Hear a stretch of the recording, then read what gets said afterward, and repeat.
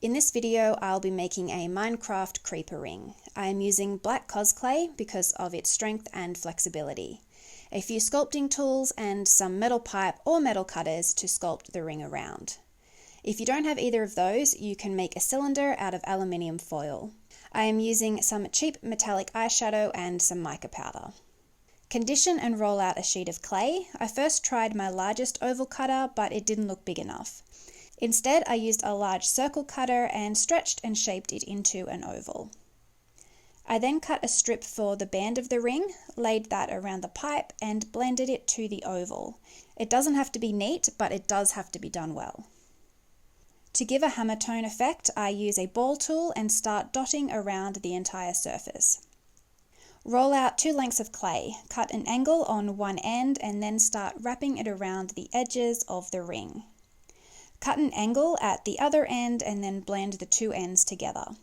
I'm now pushing and blending the rolled out length to the ring band.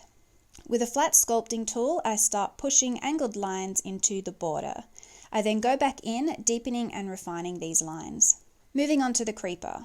I started by cutting out some squares, 2 small, a medium and a large. This just gave me a bit of a starting point. I noticed that this would be way too big, so I cut all the squares down in size. Still too big, so I downsized again. That's much better.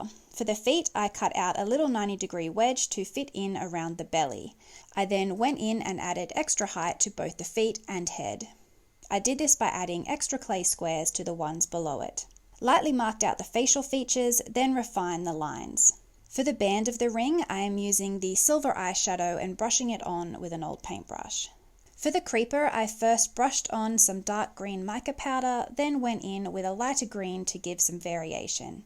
I also brushed the sides with the mica powder as well. Place that into the oven to bake. Once that has cooled down, carefully remove the ring from the metal pipe, testing to see if much of the mica powder rubs off. I'm mixing some black and green acrylic paint with some drying retardant to apply to the shadow areas of the ring. I mixed up way too much as always, so I will store this away for later. So I actually made this ring months ago and I wear it all the time. I went to get a photo for the thumbnail of this video and realized it has faded a lot since making it.